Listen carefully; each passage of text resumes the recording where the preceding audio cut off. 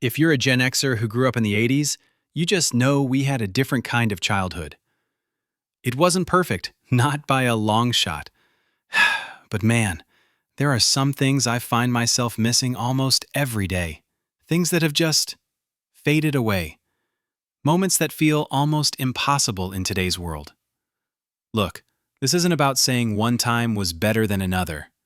It's just about remembering. It's about looking back with a little bit of wonder and a whole lot of gratitude for a time that hammered and shaped us into who we are. So let's talk about it. The sacred family dinner. The first thing, and maybe the one that hits the hardest, is the family dinner. I'm not talking about a quick bite you grab between soccer practice and homework, or everyone eating in shifts. I mean the 6 o'clock, everybody at the table, no excuses kind of dinner. It was a ritual. It was the anchor of our entire day. It felt like the whole world just paused for that 1 hour. Dad would get home from work. Mom would be pulling something out of the oven that filled the house with a smell that just screamed home. And we kids would get called in from whatever corner of the neighborhood we'd been conquering. That table wasn't just a piece of furniture. It was the center of our family's universe. It was where you heard about your dad's day, where your mom made sure you'd finished your homework, where you'd argue with your brother over who got the last dinner roll. There were no phones, no screens, no distractions. There was just us. The soundtrack was a symphony of clattering forks, my dad's stories, my mom's laugh, and the constant negotiation of a family figuring itself out, one meal at a time. And Sundays? Sundays were the Super Bowl of family dinners. It was an event, a tradition that felt as solid and immovable as a mountain. It might be a pot roast that had been slow cooking for hours, or one of those classic 80s casseroles, hearty, unpretentious, and built to feed an army. And sometimes, for a treat, we'd have breakfast for dinner. The pure joy of having pancakes and bacon in the evening felt like we were getting away with something amazing. I think about that table a lot now. I think about the people who sat around it, my parents, my grandparents who'd sometimes join, my siblings. Some of them are gone now, and that wraps the memory in a kind of bittersweetness that's hard to put into words. You don't realize when you're living it that those ordinary everyday dinners are the moments that become extraordinary in your memory. You don't know that the simple act of passing the potatoes is building a connection that'll last a lifetime. Life is different today. Schedules are insane. The world is always on. Just getting everyone in the same room at the same time can feel like a historic achievement. That quiet, dedicated space for connection has been replaced by 100 other things screaming for our attention. And I miss it. I miss the simplicity of it, the reliability of it, and the unspoken promise that no matter what happened during the day, we'd all be together at 6. The freedom of the neighborhood. The second thing I miss is more of a feeling than a specific event. The absolute, unquestioned freedom of the neighborhood. After school and all summer long, the world outside our front door was ours. We were a generation of so-called latchkey kids, a term that might sound a little sad today. But for us, that key around our neck was a badge of honor. It was a symbol of trust, of independence. Once we were out the door, we were gone.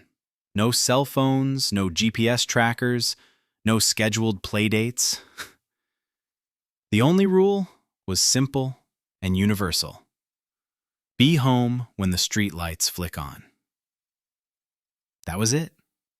Our parents didn't know exactly where we were, and if we're being honest, half the time we didn't either.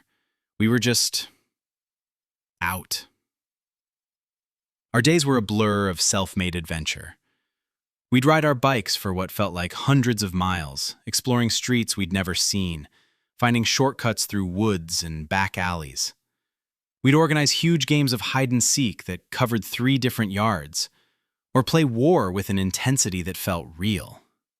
We built forts in scraggly patches of woods, drank water straight from the garden hose, and scraped our knees on the pavement 100 times over. Those scrapes were just part of the deal. You'd fall, cry for a minute, then get right back up and keep playing. This wasn't about being neglected. It was about being trusted. It was a different kind of parenting. One that believed unstructured play could teach us things a classroom never would. We learned how to solve our own problems. We learned to negotiate, to compromise, and how to stand up for ourselves when a game of kickball got a little too serious. We learned to be resilient, because there wasn't always an adult around to step in and fix every little problem. We built friendships that were deep and real, bonds forged over shared secrets whispered in a treehouse, and the shared victory of finding our way home after getting just a little bit lost.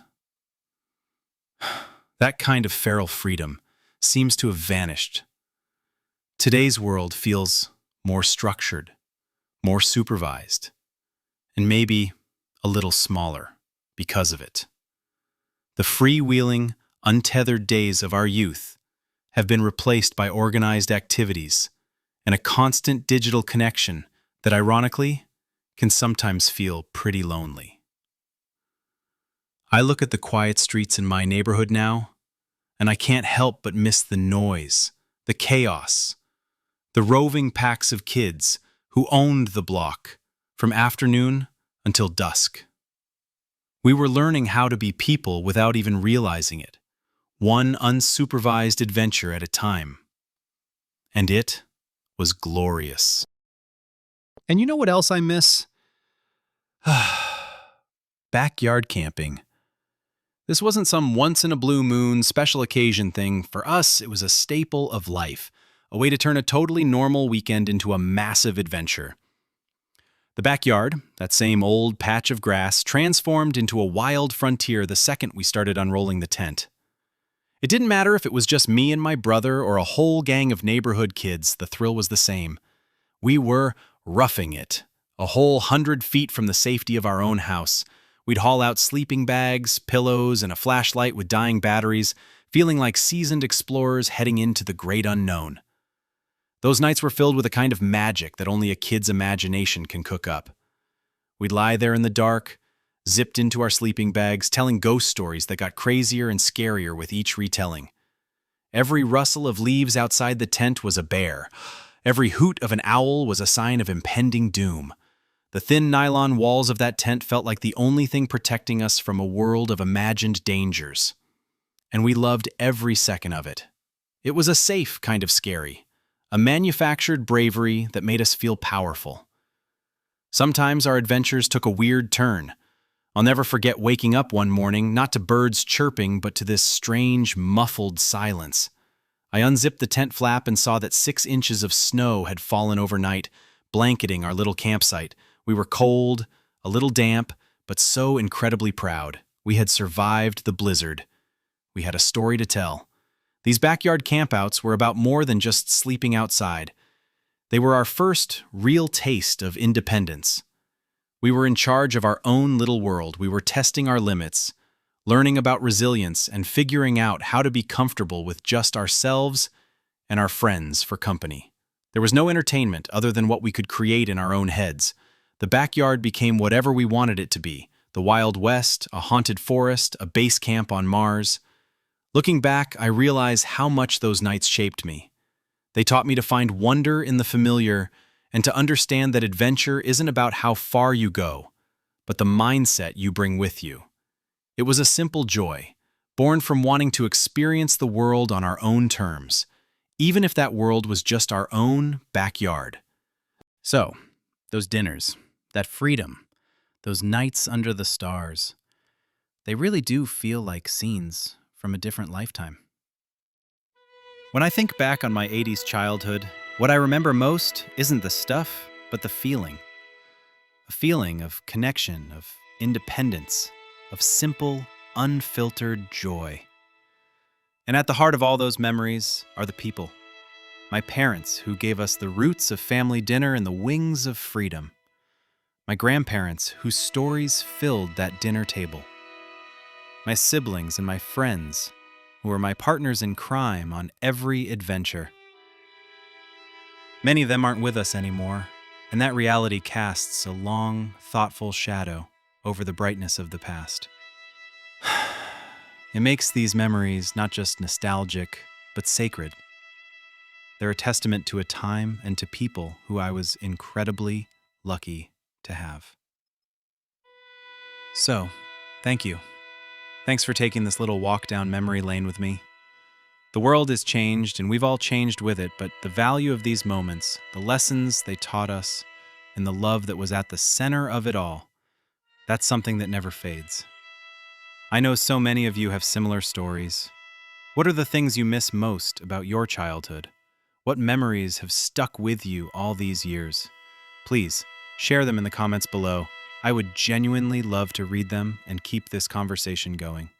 And hey, if this resonated with you, maybe consider subscribing for more trips back in time. Thanks for watching.